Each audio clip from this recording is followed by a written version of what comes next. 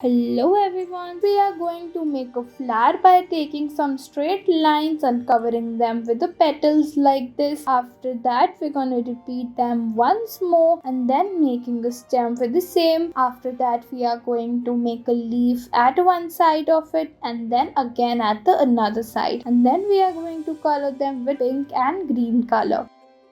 Next, we are going to make a bunny holding some ice cream, starting by making the body and the features. We are going to draw the ice cream in her hand, starting by making the cones, and then we are going to make her hold the ice creams in the another hand also. After that, you can color it as you want with any color.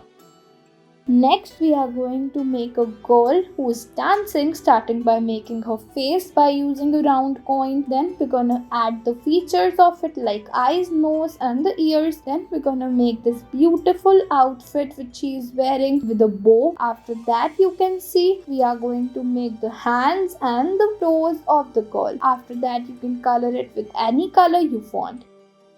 Next, we are going to learn how to make a right kind of heel. First, we're gonna make a side line and then joining the line with the heel, and it is completed.